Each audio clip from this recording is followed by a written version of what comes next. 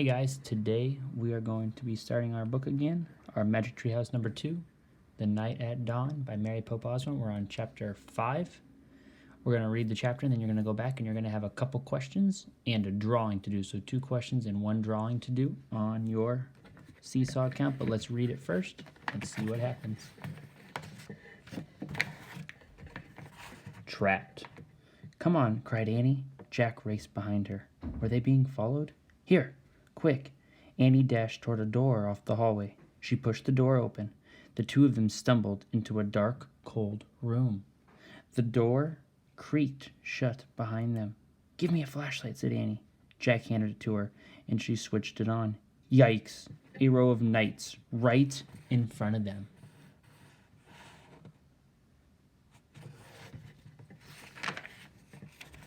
Annie flicked off the light. Silence. They aren't moving, Jack whispered. Annie turned the light back on. They're just suits, Jack said. Without heads, said Annie. Let me have the flashlight a second, said Jack, so I can look in the book. Annie handed him the flashlight. He pulled out the castle book. He flipped through the pages until he found what he was looking for. Jack put the book away. It's called the Armory, he said. It's where armor and weapons are stored. He shined the flashlight around the room. Oh, man, whispered Jack.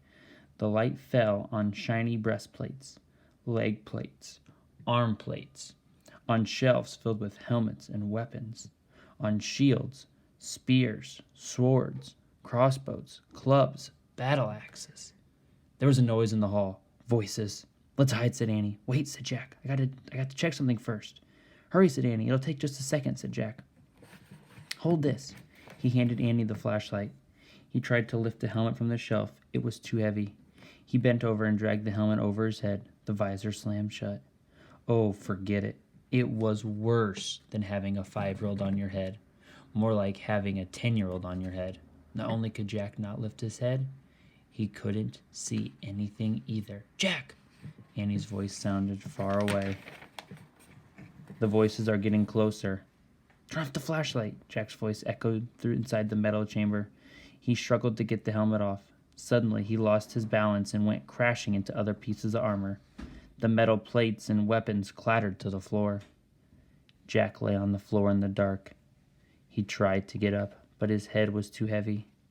He heard deep voices. Someone grabbed him by the arm. The next thing he knew, his helmet was yanked off. He was staring into the blazing light of a fiery torch. And that's the end of chapter 5. Remember, go back. There's going to be 2 questions and 1 drawing job for you today, too.